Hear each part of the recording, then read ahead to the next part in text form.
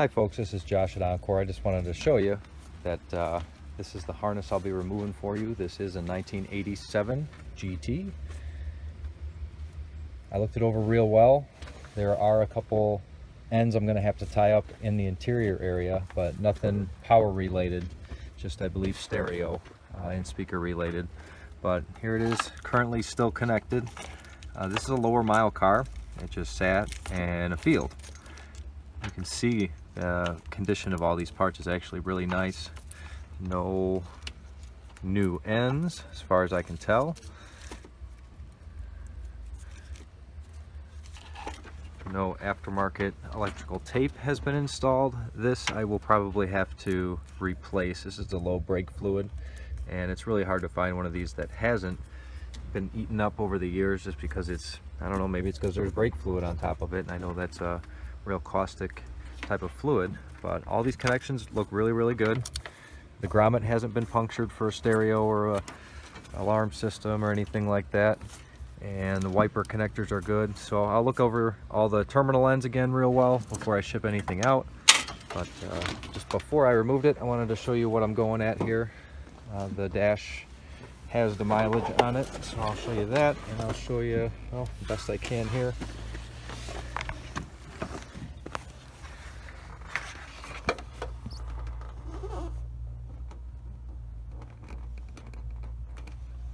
So March of '87, I see there. I can't really get too much into the vehicle, but it all is in really nice condition.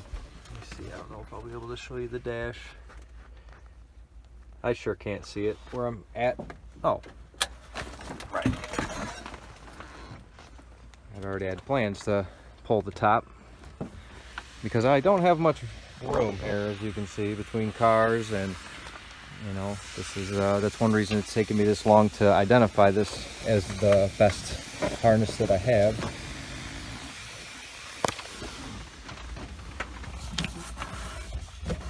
So this is an 81,000 mile car. Where is that?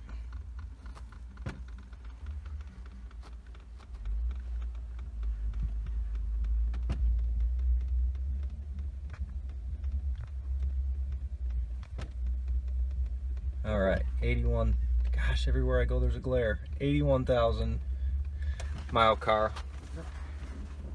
Just sat in a field. And these are not 200,000 mile seats. Other than I've had this car for about 3 years just sitting here. You can tell the interior was very nice. So just wanted to show you that that's where it's coming from, an unmolested car, no remote start, no alarm system. Just a couple stereo wires that I think I gotta attack. They're right down in there, but I've already looked it over really well. Yeah, I see the aftermarket JVC radio down there. So that might even just be part of an amplifier harness. It might not even be part of the dash harness. It might be separate.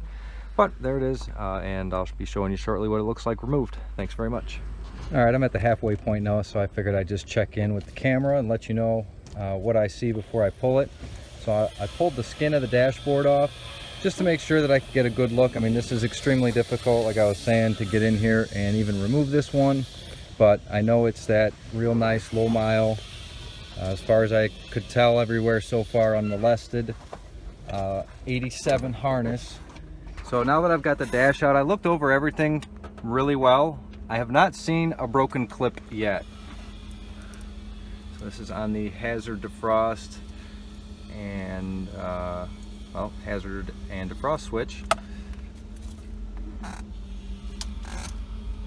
It's to the cluster down here in the steering column area. A lot of times you'll see these get hot and warped. I mean, look how clean that is. So I'm going with it, and this was the story that I was given when I bought this car, that it was original, whatever it says on the dash cluster over there, 81,000. And without, I haven't seen any aftermarket screws in here. I haven't seen any wire taps in here where anybody's fixed anything or added anything. I pulled the factory, they're sitting out on the windshield there, factory speakers out of it.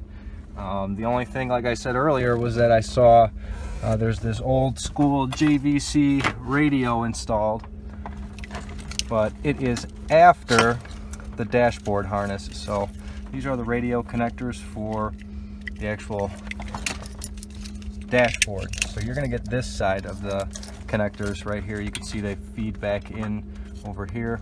The side that was cut is more of a radio like amplifier harness that completely is separate of the dash harness. So I'll get that out before I ship, but that tells us that this is an unmolested harness with, I think, 0 damage other than a low brake fluid sensor, which I'll replace.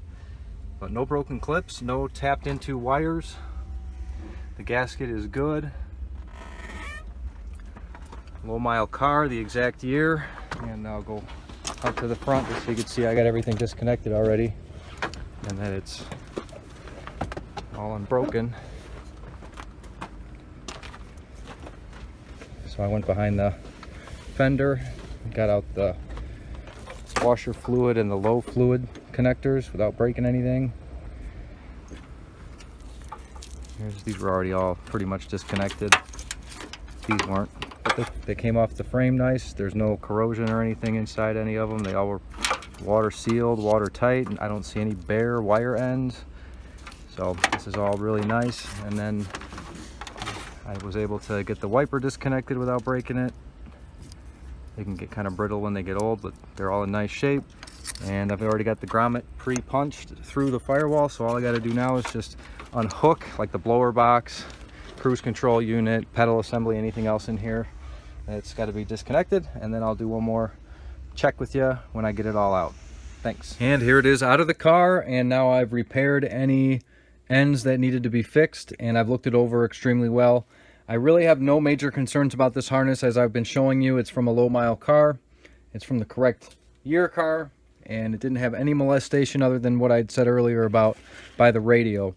So there is something in 1987, it's only in 1987, where Ford wired the speakers for the door and the dash in some kind of a 1 year only manner. So I'm going to leave, and like I said earlier, somebody had put an aftermarket radio in here, so whatever they did, they hooked up something to share or split to their JVC radio.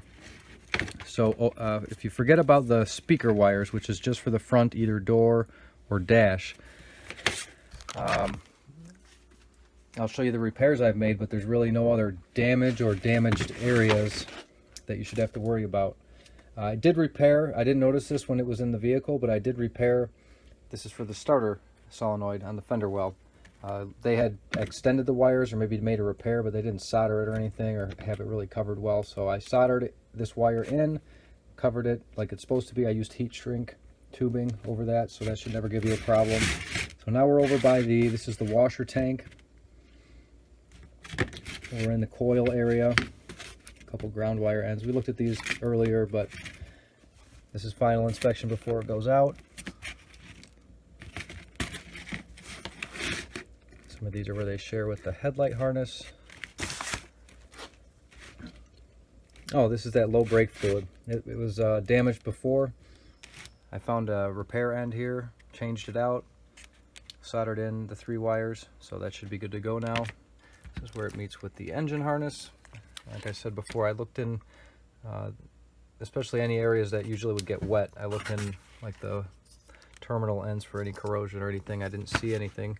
Most of this was still plugged up when I got to the vehicle in the first place, so it really shouldn't have been. This is in the kick panel area where it meets up with some of the door stuff and the tail light harness. Yeah, we've gone inside the car now. There's a grommet around the firewall. Low brake switch. I looked over the whole harness for connectors being broken. I only saw probably 2 or 3. One being on the blower box. This is all some of like this low, the cruise control, dash lights, power door locks, I believe. Fuse panel's good. Looks like it's never been overheated and tapped into. I didn't see any tapped wires anywhere in the dashboard. Here's some flashers for either the turns or the hazards. Turn signal switch, everything, all the clips are there.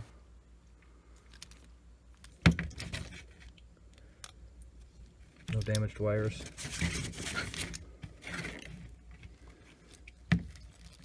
Really nice ignition area.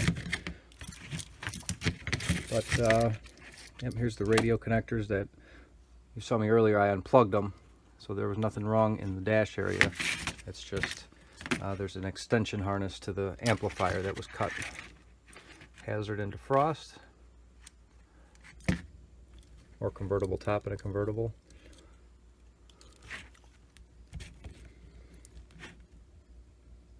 So again, I didn't see any busted clips, other than I did break this one, the blower box one coming out.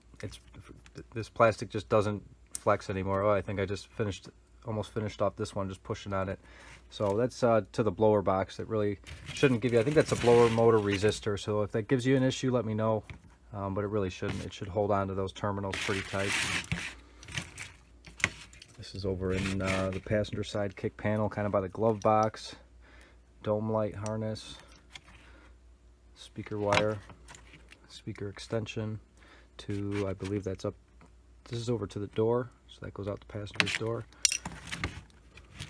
Blower motor. So this is the glove box light and the trunk release and the fuel door release. So again, everything is here. Only 1 or 2, 3 broken clips. Any damaged wires I've repaired. This is in the cluster area, no broken clips. I might have forgot 1 or 2 things to mention to you, but I wanted to give you a full look at it, see what I see before I ship it out. Another important one I missed, I just want to show it to you because it's usually a problem area, was that headlight harness switch.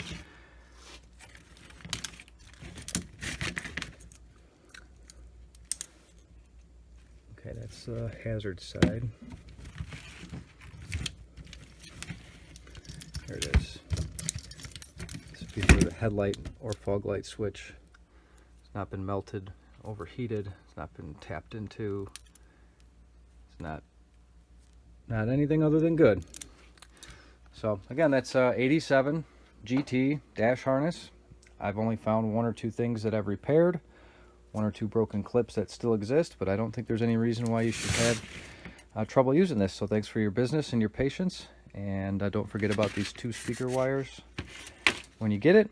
And I think that's everything. So this will be out. You've already got a tracking number, and you'll be seeing it this coming week. So thanks again. This is Josh at Encore.